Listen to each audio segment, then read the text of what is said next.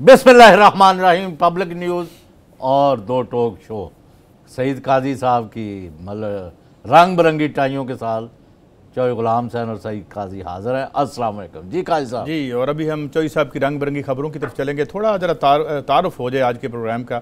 जनाब नवाज शरीफ साहब ने मशवरा दिया है अदालत को कि डिले कर दें हमारे खिलाफ फैसला। वैसे ही क्यों ना एक हम आपका राइट टू करप्शन ही क्यों ना तस्लीम कर लें। और फिर उन्होंने और भी बहुत सी बातें की हैं और उन्होंने कहा है कि हम जीप को इबरत का निशान बना देंगे। इसको बात को सीरियसली लेना चाहिए, वो इसलिए कि वो बिल्कुल अहल हैं। इस मुल्क की मैशत को उन्होंने इबरत का निशान बना दिया, हेल्थ के इंफ्रास्ट्रक्चर को, इस मुल्क की हर पहलू में इस मुल्क को ही इबरत का निशान बना दिया, तो वो जीप को भी बना सकते हैं। जरा डर के रहना चाहिए, इस पर हम बात करेंगे। साथ ही नैब कह रही है कि वो किसी को नहीं पकड़ेगी 25 तक। ये फैसला किस कानून के तहत उन्होंने किया? अगर किसी ने जुर्म किया है, वो इलेक्शन लड़ रहा है, नहीं लड़ रहा, उसको पकड़ा जाए, और जो नहीं जुर्म कर रहा बिल्कुल उसे हाथ ना लगाया जाए। सीधी सी बात है।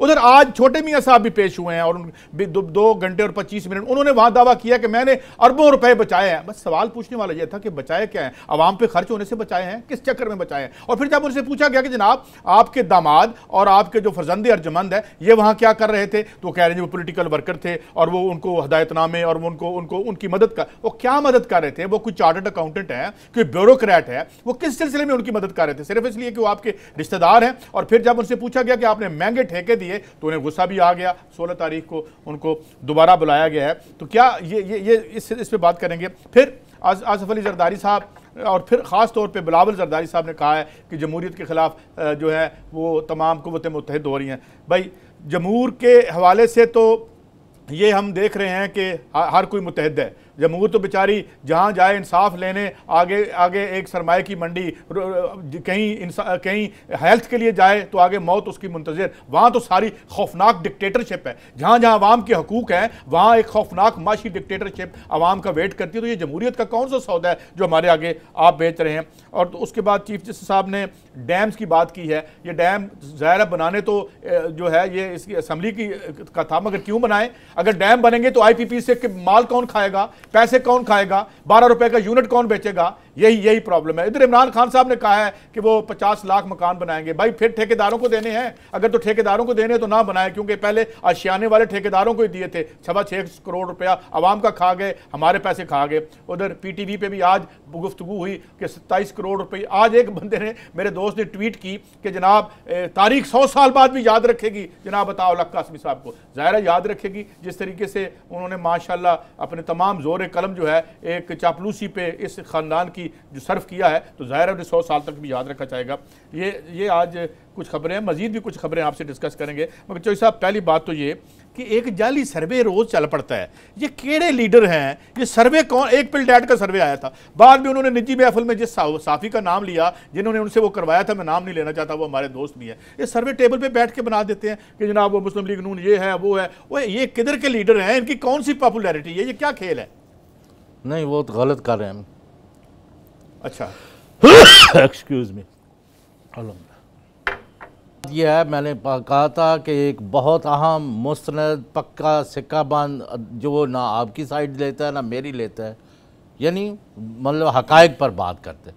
वो 272 जो डायरेक्टली इलेक्टेड सीट्स हैं कौमी असम्बली की, वो आज की तारीख में उनके पास जो डाटा है सारे मुल्क से, उसके मुताबिक 110 सीटों पर पाकिस्तान तहरीक इंसाफ जीत रही है।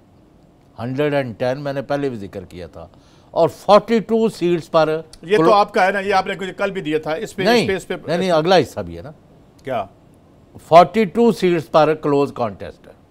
ठीक है, तो वो कंफर्टेबल अच्छा सब एवन फील्ड पे आते हैं। एवन फील्ड पे अब वो कहते हैं जनाब के अदालत को कह रहे हैं कि आप इसको आगे ले जाएं और हम जो है। अच्छा एक मुझे बात समझाएं, एक बंदा वेंटिलेटर पे है।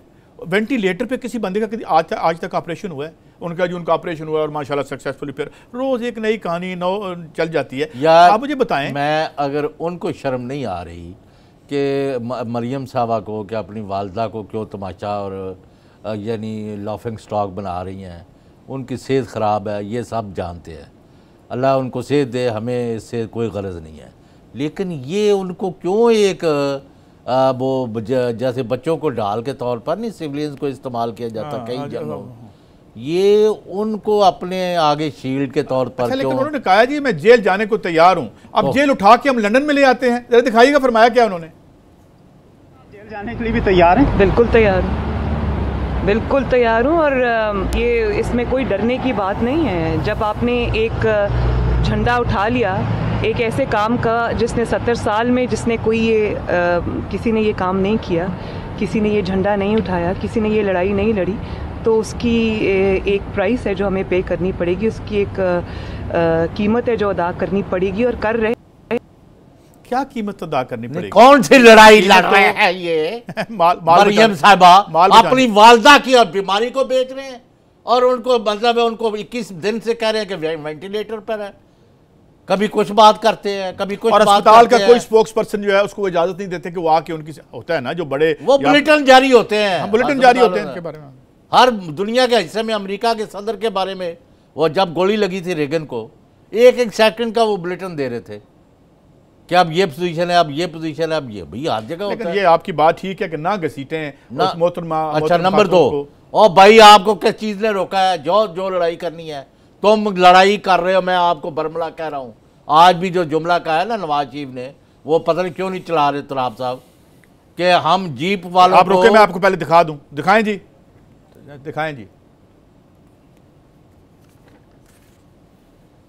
है किधर मुल्क है? मैं मीडिया, आप मुझे बताएं इस वक्त क्या आज़ाद है पाकिस्तान में? किसने मीडिया को कैद किया? आज मीडिया पे कब्जा किसने किया है?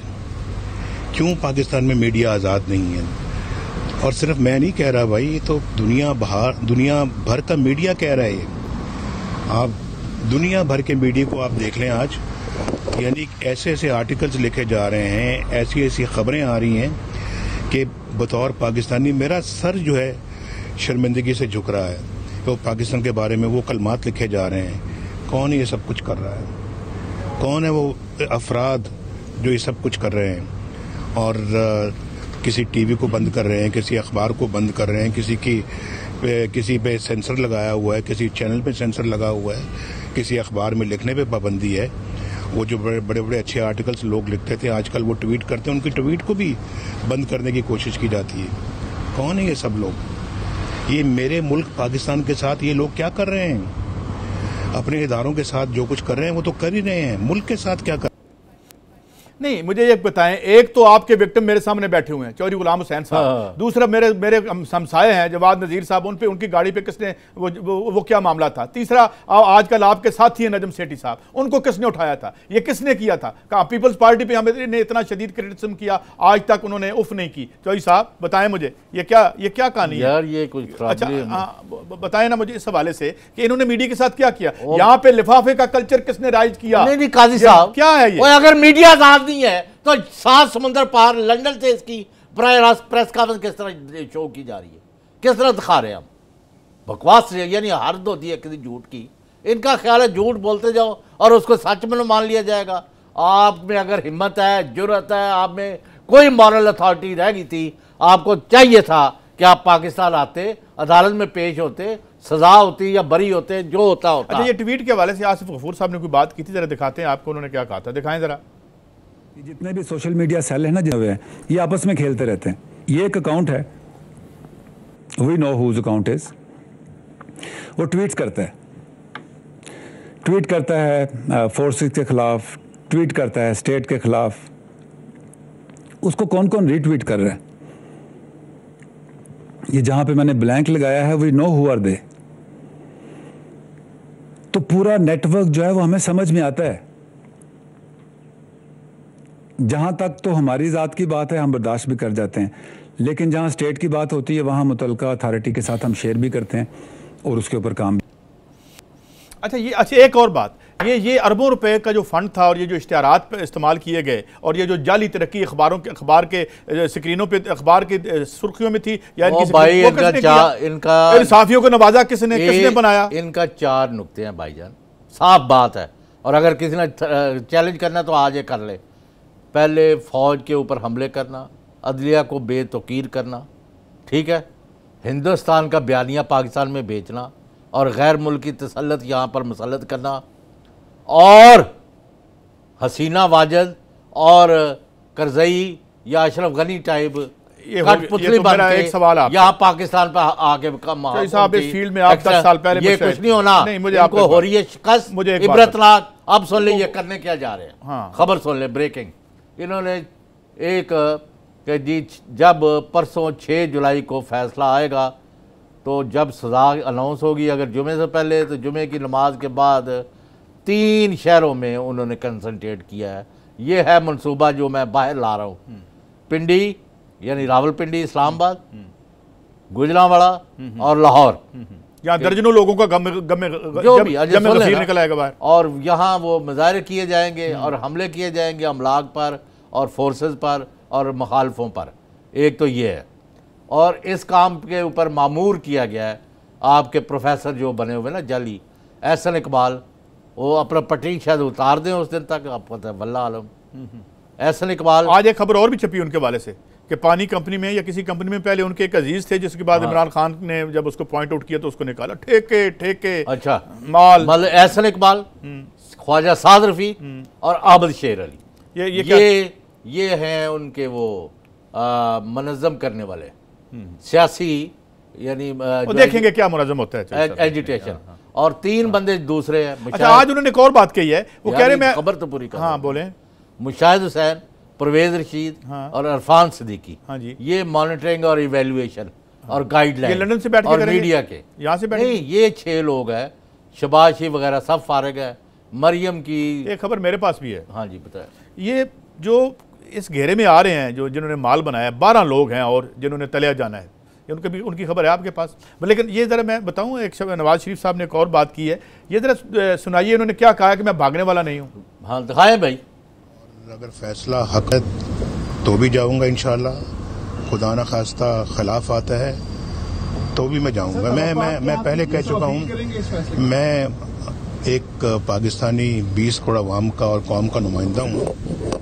कोई मार्शल लॉ एडमिनिस्ट्रेटर मैं नहीं रहा, कोई फौजी आमर मैं नहीं था, ना मैं हूँ, तो इसलिए भागने का सवाल ही पैदा नहीं होता।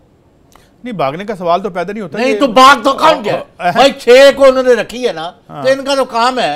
5 आजकल क्या सुबह यानी पहुंचते ये जितनी देर वहां अस्पताल में रहते हैं, ये 24 घंटों में एक चक्कर लगा के नहीं, एक मुझे बताए ना, सुन लेना, वो सुन ले जब भागे थे, हैं वो जरा दिखाएं जरा, जब भागे थे दिखाएं।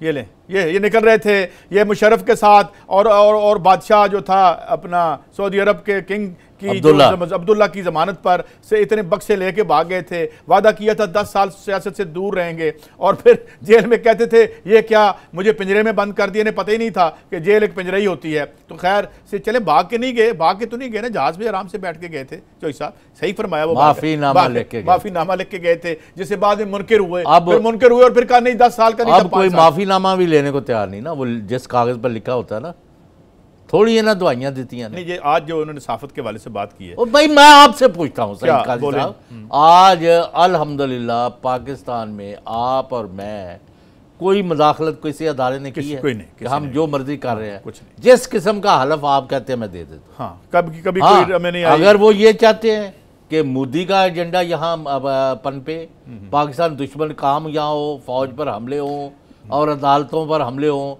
तो वो नहीं होने देंगे। न्यूज रूमों में लिफाफे कौन लेके आया? मुझे पिछले सवाल का जवाब नहीं कौन, किस प्लाटों के प्लाट किस तरह आया आपकी साफत में? Over our dead bodies. नहीं, ये कौन लेके आया? ये किसकी लेगेसी है? ये जिस आपके सामने यहाँ पे जो है, इनके तो और तनाज़ात वहां खड़े हो गए हैं। क्या वो हसन हुसैन कहते हैं जी ओवर हमने नहीं आना, ओवर आवर डेड बॉडीज। अब और एक सवाल और वालदा कहती हैं जी वो मैं पाकिस्तान जाना चाहती है, वो कहते हैं हमने जाने नहीं देता। ये इनके अंदर ये भी तला, ये कभी अजीब आप बात समझा करें। क्या ब्रेक के बाद हमने ये भी डिस्कस करना है कि शक्ल क्या इख्तियार करने लगे हैं। शक्ल के अलावा एक सवाल और भी छोड़े जाते हैं ना, ये चीफ मिनिस्टर चीफ एग्जीक्यूटिव जो हैं वो कहते हैं मेरी कोई जिम्मेदारी नहीं है। ओ भाई आप पंजाब जिम्मेदारी किसकी है फिर? इख्तियार आपके। आफ्टर शॉर्ट ब्रेक,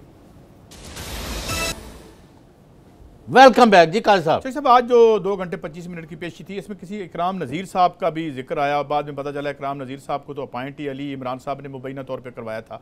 और ये जो इन्होंने कहा है कि नवीद इकराम और जिसने 12 करोड़ रुपए इसके अकाउंट में जमा, अली आपने इमरान जो दामाद है इनका, अच्छा नहीं वहाँ ये गुस्से में भी आते रहे। ये सवाल का जवाब देना मैं आपसे अब उधर चले गए हैं कि अभी नवाज शरीफ का करना था। नहीं, वो मिलता जुलता है ना, मिलता जुलता ही है। लेकिन अच्छा, नवाज शरीफ साहब की कोई है सॉर्ट और यार वो उसने कहा मैं जीप को इबरत का निशान, मैं वो चलवाना, मैंने तो कहा है ना कि मुल्क को इबरत का निशान बना गए वो तो, और उसको अब इबरत का निशान बना नहीं हुआ। अच्छा सुने किस काम आ रहे हैं उसके पैसे? सुने कुछ और कुछ है उनके, अब बताएं जी। और मेरा मुल्क है भाई, मेरा मुल्क है, इस मुल्क पे जान निछावर करने वाला बंदा हूं मैं। अपने मुल्क के साथ ये जुल्म, ये ज्यादती बर्दाश्त नहीं कर सकता। मेरे मुल्क को आज़ाद होना चाहिए हर लिहाज से। हमें ये तो नहीं अपना था कि जी अंग्रेज़ों की गुलामी से आज़ादी लेके तो अपने लोगों की गुलामी में हम आ जाएं।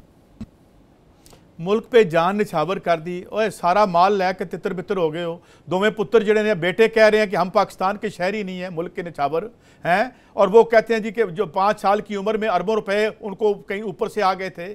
आप कहते हैं मेरे अब्बा जी के पैसे थे, और मुल्क का बेड़ा गर्क कर दिया, मुल्क को बैंकरप्सी के ले आए हो। अभी हमें कम से कम जो है 6, 7, 8 बिलियन डॉलर का पैकेज लेना पड़ना है, IMF से जाके तरले करने पड़ने हैं, क्योंकि आज हमारी अमेरिका से ताल्लुकात भी कशीदा हैं। कौन सा मुल्क है की कीता जे साढ़े नाल चौधरी साहब, खुदा की कसम। मैं टीवी पे हमें need to have some decorum, लेकिन जब ये बात करते हैं तो दिल जल उठता है। क्या किया इन्होंने इस मुल्क के साथ? खजाना खाली, वो एक जो मनी लॉन्डर वहां पे दुबई फिरता है, वहां पे भाग रहा है, जो आपका समझी है, कोई शर्म होती है यार। सईद काजी साहब, पाकिस्तान की गालिब अक्सरियत इसके खिलाफ, पार्टी इसको छोड़ के तितर बितर हो रही है। इसका भाई इसके बयानियों को ख़रीदने को तैयार नहीं है। बाकी हमारे अपने नुक्ता नज़र अपनी जगह है जी। शिकस्त इबरत ला के इनका यानी उसका सामने है, 100 पेशियाँ हो गया। वही बेनज़ीर तो एक दिन में और बात कही थी, नहीं एक दिन में 3 जगह यार वो छोड़े, वो क्या लोग थे और ये क्या लोग हैं। बात ये है कि ये देखें, अभी ये कह रहे थे कि मेरे खिलाफ फैसला हो तो मैं फौरन सुनाएं, क्या कह रहे थे तब और अब क्या कह रहे हैं? अब कहते हैं फैसला आगे कर दो, कुछ शर्म मजाक, सुनाओ यार ये क्या है।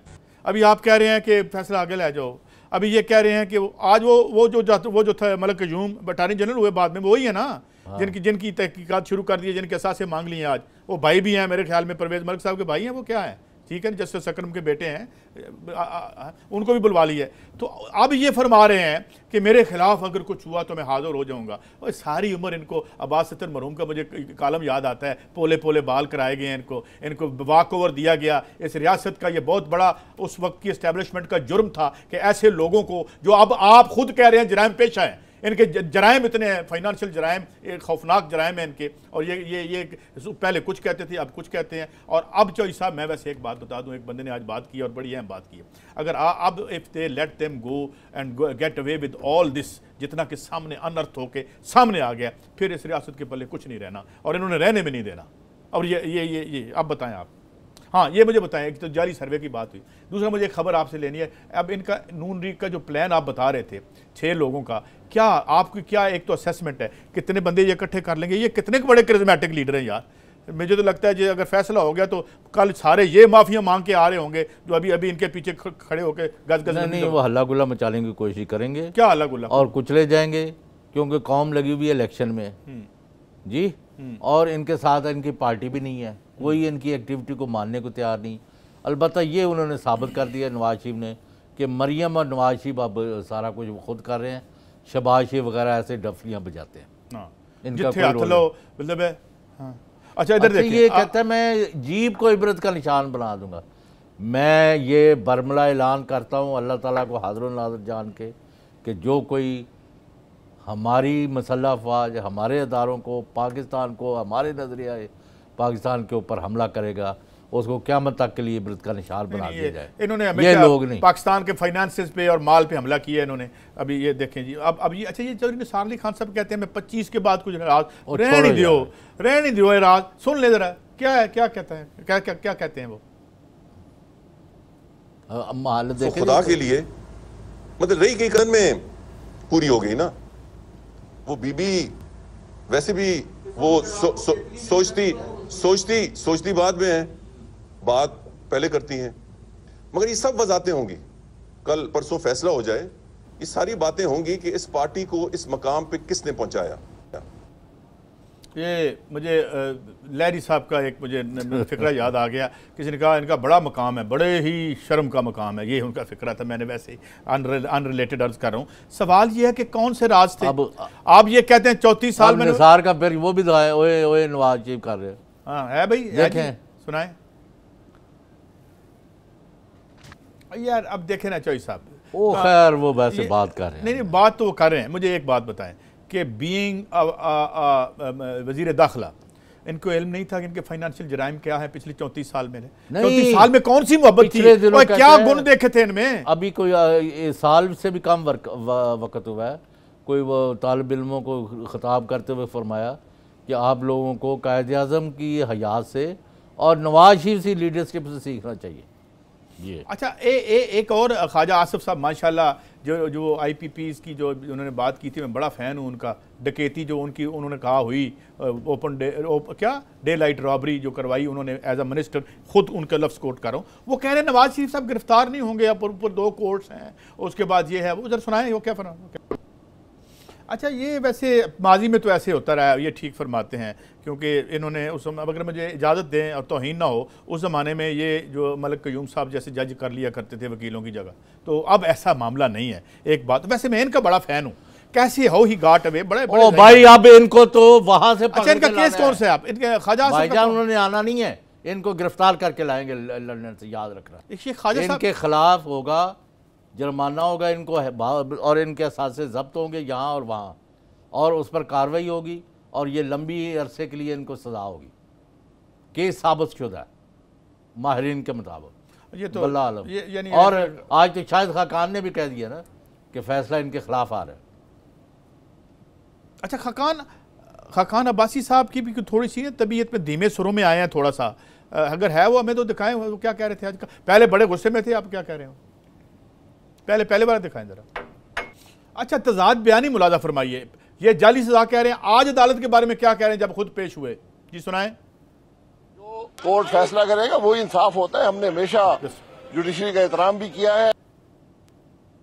आपने जुडिशरी का जब भी एहतराम किया जब मलिक क़य्यूम जैसे जज मिले आपको, जो आपके टेलीफोन पे लाइन पे टेलीफोन पे हुक्म आपका मानते थे, जो आपकी करप्शन पे पर्दे डालते थे, सिर्फ उन जजों का। और जो अपराइट जज थे जिन्होंने जानों पर खेला, जिनको धमकियां दी गई, इवन JIT के लोगों को धमकियां दी गई, वो उन लोगों को वो नहीं तो सजाद अली शाह पर हमला, सजाद अली शाह यानी बदतरीन जो ब्लैक एक ब्लॉट एक धब्बा है पाकिस्तान की तारीख पर, वो उसके खालिक खैर से आप हैं। और जब तक आपको चौधरी साहब अब सिर्फ यही है, ये कहते हैं कि हमें करप्शन की हमें ना वही हमें राइट। अब आप बताएंगे ब्रेक के बाद कि शहबाज शरीफ का चले आफ्टर शॉर्ट ब्रेक।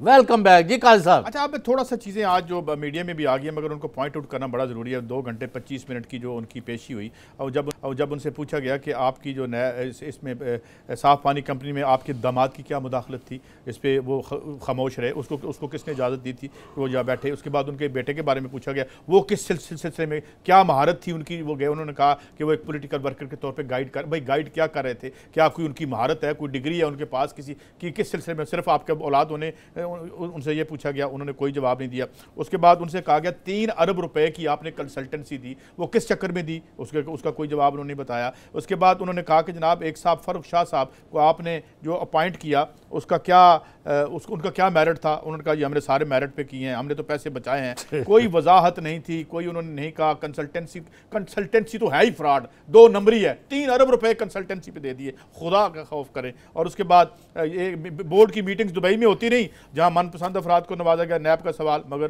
खामोशी, मेरिट को नजरअंदाज। अच्छा हमजा शहबाज ने बोर्ड ऑफ डायरेक्टर्स में गैर कानूनी शिरकत की और फैसलों पर असरअंदाज हुए। क्या आप आगाह थे?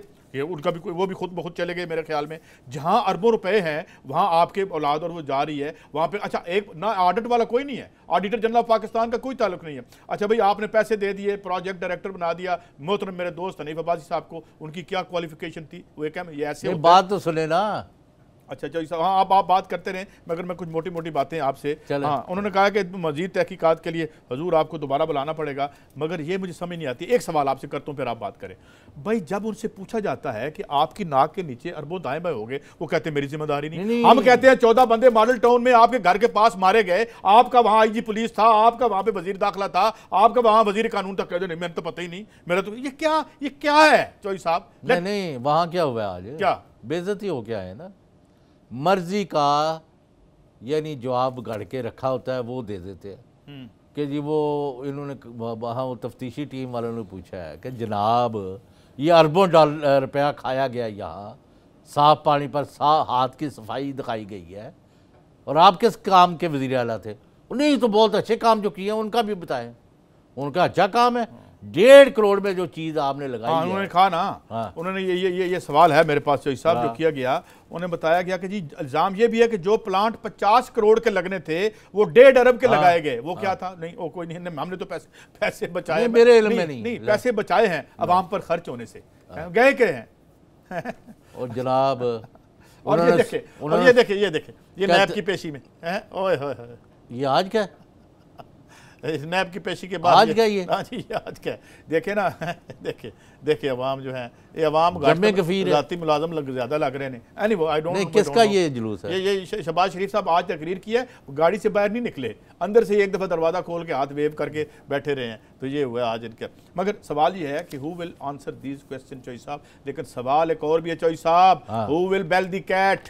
क्या who will bell the cat? भाई उनको इन्होंने कहा कि मेरे जो 25 के बाद बुलाए, उन्होंने कहा नहीं आप 16 को आए। क्यों 25 के बाद बुलाया? 16 को उन्होंने दोबारा बुलाया, उन्होंने कहा गिरफ्तार हम नहीं कर रहे। ये क्यों किया नैब ने? अगर किसी की गलती है तो करें, मेरी गलती है तो मुझे पकड़। उन्होंने कहा हम गिरफ्तारी नहीं कर रहे फिलहाल, हम जो है ना बाकी कार्रवाइयां उसी तरह जारी। 9 को वो वजीर जो है एक साबिक तनवीर असलम के क्या नाम है, उसको भी बुला लिया। अच्छा थोड़ा सा बात को जरा बदलते हैं। नहीं क्या बदलते, पहले ये तो मुझे बताएं। हाँ बोले। ओ भाई 2 जमा 2 चीज़ है। चोरी तो बड़ा छोटा लफ्ज़ है, डाका मारा गया कौमी खजाने पर, यहाँ भी मरकज़ में भी और हर जगह। अब जिन्ना खादियाँ गाजरा टेढ़। अच्छा आज चौधरी साहब बिलावल ने बड़ी जमहूर की बात की है, कुछ हम उनसे भी सवाल उठा लेते हैं क्योंकि जो बेड़े गर्क सिंध में हुए हैं वो भी सबके सामने है। जब वो कहते हैं कि जमहूरियत के खिलाफ लोग मुतहद हो गए हैं, तो मैं हम 2-4 पहले जरा सुन लेना फिर जवाब देता हूँ, पहले सुन ले जरा। अब चौधरी साहब मैं 2-3 सवाल उठाना चाहता हूँ। हमारी आपसे दरख्वास्त ये, मैं तो पीपल्स पार्टी का, आप भी आपने आगाज़ पीपल्स पार्टी के यानी आप हमायतियों में थे, हम जुल्फ़िकार अली भुट्टो के बड़े चाहने वालों में से थे। मेरा सवाल ये है बिलावल साहब से, बिलावल साहब जब जमहूरियत की बात करते हैं, जमहूर इलाज के लिए जाए तो जूते पड़ते हैं उसको, उसे कहते हैं बगैर दवाई के मर जाओ। वो जब जमहूर अपने बच्चे के लिए तालीम के लिए जाती है तो आगे तालीम फरोश बैठे होते हैं जो वालिदैन की जेब काटते हैं, अगर कोई कटवाने के काबिल ना हो तो उसे कहते हैं कि तुम जाहिल मर जाओ। और मकान तीसरा बड़ा राइट था जो जुल्फ़िकार अली भुट्टो ने दिया था, 3 मरले का मकान 1.25 करोड़ का मिलता है, और 1.25 करोड़ इस मुल्क के 80% लोगों ने ख्वाब भी नहीं देखा। हाँ यहाँ पे कब्जे ग्रुप हैं जो फिर खैरात का नाटक करते हैं और किसी बर्बाद जो एक सेलिब्रिटी है उसको एक मकान देके इस निज़ाम की गलती सड़ती लाश की बदबू को ख़त्म करने के ऊपर इतरपाशी करते हैं। फिर मीडिया पे चलाया जाता है कि फलां को हमने मुफ्त दे दिया मकान, और ये राइट आपने देने थे, हमें एग्जीक्यूटिव ब्रांच, हमें पार्लियामेंट से चाहिए थे, ये काम नहीं है चीफ जस्टिस साहब का। मगर आपने क्या किया, दुबई में अपनी एम्पायर्स बनाई, इसलिए ये सब कुछ हो रहा है। चौधरी साहब ये है, आप क्या कहेंगे चौधरी साहब? ये है जमहूर की हालत। देखें जरा, ये देखें, ये और वो देखें वो क्या जहाँ पे बच्चे मर रहे हैं पानी के बगैर, दवाई के बगैर, कराची का हालत देखें, ये देखें, ये देखें, ये देखें, ये थर है, ये देखें हैं, ये मुझे बताएं, ये किस मुल्क में कोई पार्लियामेंट ये हशर करती है उन लोगों का जो से वोट देते हैं? किस इस मुल्क में इस तरह बंदे मारे जाते हैं जिस तरह हमारे अस्पतालों में लोग मरते हैं? और मुझे एक डॉक्टर ने बताया कि हम बस है ना इनके बच्चे कहां पढ़ते हैं, और अपने बच्चे देखें, और ये करते हैं कि ये फर्क, ये बोध है कहीं और पर? हम तो आपसे ही सवाल कर सकते हैं। मैंने जिंदगी में जितनी बार वोट दिया आपकी पार्टी को वोट दिया, कंपैरिजन देखें। अब ये देखें, ये खुद कहां पढ़ते थे, ये देखें, ये देखें, ये है आपकी जिंदगी है, ये हमारी जिंदगी है, ये देखें, ये देखें, ये हमारे बच्चे पढ़ रहे हैं। कौन सी पार्लियामेंट अपने लोगों के साथ ये सलूक करती है? कौन बेदवा बच्चों को मारता है, बेइलाज बच्चों को मारता है? और हम आपको फिक्र दे सकते हैं किसी मुल्क के आधी कौम जो है दिनेश सफदर साहब का भी देख लें, ये देखें जमहूर का बच्चा, ये देखें जमहूरियत एक तरफ ये जमहूरियत है, एक तरफ हमारे पैसों से ये जमहूरियत चल रही है इधर। तो ये फर्क और ये बहुत अच्छा किसको बेवकूफ बना रही है? नहीं, हम तो यही सवाल उठा रहे हैं ना हजूर कि ये अगर चीफ जस्टिस साहब ये कर रहे हैं तो आपको करना चाहिए था। हम शुक्र करते हैं कि चीफ जस्टिस साहब के थ्रू कम से कम चेहरों से नकाब तो उतर रहे हैं कि क्या है और क्या नहीं। और मैं मानता हूं कि ये जुडिशियल ब्रांच का काम नहीं है, आपका ही काम था, मगर आपने तो हटियां खोल ली, अंपायरें बना ली, शुगर मिलें लगा ली, अपना स्टील मिलने लगा ली। अब क्या करें? चीफ जस्टिस ऑफ पाकिस्तान माशाल्लाह, अल्लाह ताला उनकी लंबी उम्र करे, अच्छी सेहत दे, वो तो पाकिस्तान के मसाइल हल करने के लिए वो कहते हैं डैम बनाए, इत्तेफाक करें ताकि यहाँ लोग जो है पानी की कमी से ना मरे, वो काम कर रहे हैं। और ये इनको मरोड़ तो साहब डैम इसलिए नहीं बन सकता कि आईपी। और मैं आपको बताऊं, आज इमरान खान साहब आपने बताया ना आप 50 लाख मकान बनाएंगे। मैं देखता हूं ये हाउसिंग सोसाइटियों वाले और कब्जा ग्रुप कैसे मकान बनाने देते हैं। ये मकान बनाने देंगे तो इनकी दिहाड़ियां लगेंगी। ये 5-5, 3-3 मरले का मकान 5-5, 3-3 करोड़ का बेच सकेंगे। इसलिए यहाँ पे सिर्फ कराची में ब्रेक के बाद सेटिंग जो है ये जो जाली सर्वे है इसकी भी बात करनी है। और पीटीवी का क्या असर हुआ है और वो क्या हो रहा था? वो एक फुटेज दिखानी है आपको आफ्टर शॉर्ट ब्रेक।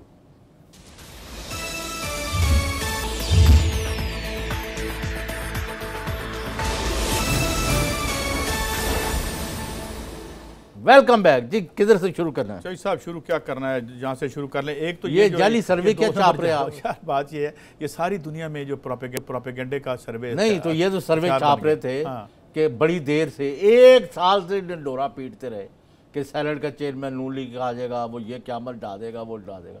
आ गया सब। नहीं, उससे पहले एक और सर्वे इन्होंने किया था जिसमें बाद में सुना है कि अंदरून खाना खुद बड़े शर्मिंदा हुए जो करने वाले थे। अब मैं नाम नहीं लेता। और ये पैसे दे के करवा रहे हैं। यही सर्वे होता, यही है सर चौधरी साहब।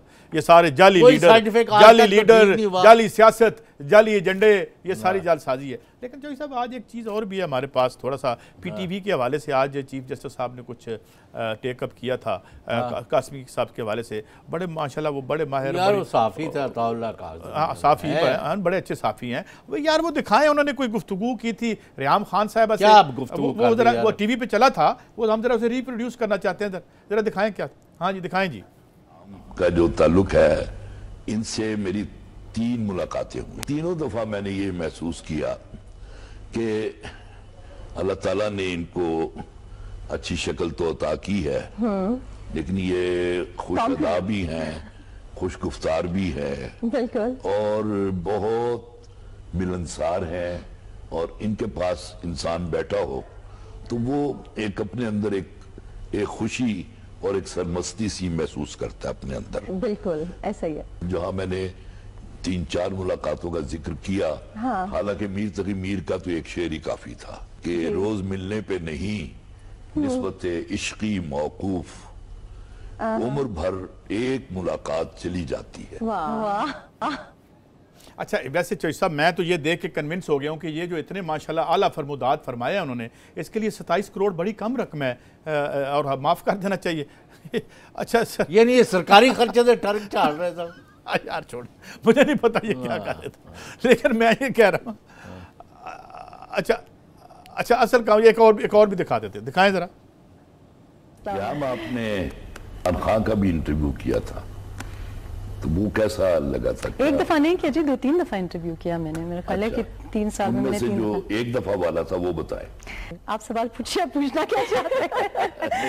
अच्छा मैं ये पूछना चाह रहा था जी सर कि उनमें से किसी एक इंटरव्यू में उन्होंने गालिबन आपसे कोई इशारतन या किनायतन या बराह रास्त कोई शादी की बात या कोई नहीं जी, तीनों इंटरव्यूज अनएडिटेड चले तो तीनों इंटरव्यूज में ऐसी कोई बात नहीं थी। चलो बराह रास्त पूछ लेते हैं, उन्होंने आपको प्रपोज कब किया? उन्होंने, मैंने तो सुना ना कि औरतें जो होती हैं वो सबसे ज्यादा मर्द की आंखों को पहचानती हैं। वो पॉलिटिक्स में आपकी इन्वॉल्वमेंट पसंद नहीं करते थे। जैसे आप उनकी जो मौजूदा पॉलिटिक्स है उनकी उसको किस नजर से देखती हैं आप? क्योंकि आप साफी भी हैं, मैं इस एंगल से भी पूछ रहा हूँ आपसे। अच्छा एक बात बताइए, मैंने सुना है वो बड़े फजूल खर्च आदमी हैं, बहुत पैसा खर्च करते हैं, आपकी क्या राय है? अरे हम सॉरी कि हम यानी इस किस्से को छेड़े हैं, लेकिन कौन सी बातें ऐसी थी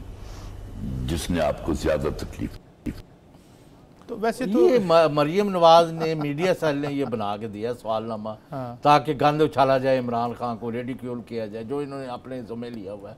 और शर्म करे एक पॉपुलर लीडर पर इस तरह देखे ना कितनी अहम और 27 करोड़ को मामूली रकम नहीं है, और 27 करोड़ में ऑडिटेड है वो। परफॉर्मेंस भी मामूली नहीं थी जोई साहब। आप देखें ना, ये जो गुफ्तगू माशाल्लाह हो रही थी आपके सामने, और ये पाकिस्तान के सरकारी मीडिया पे चल चुकी है। हमने गवर्नर बना देना था, हमने क्या, जो पहले इनको उन्होंने सफ़ीर बना दिया था। ये नॉर्वे में मेरे कुलीग भी रहे एक ज़माने में किसी कॉलेज में।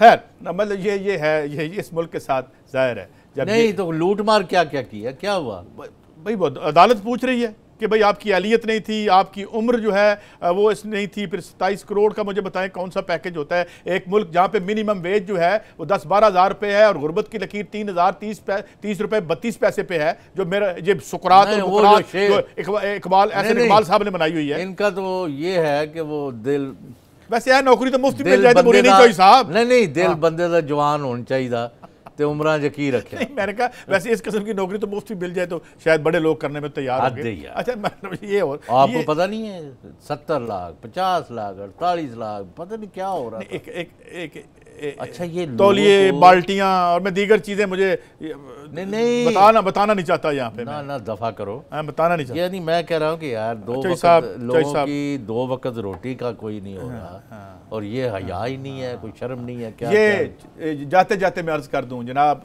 नवाज शरीफ साहब, ये आपके कारनामे हैं, ये एक माया है कि क्योंकि कोई एक नंबर बंदा आपके इर्द गिर्द नहीं था इन 30 सालों में। इसी तरह हमारे इदारे बर्बाद हुए, और अब अल्लाह करे ये अंडू हो जाए। इजाज़त दीजिए, अल्लाह हाफिज़।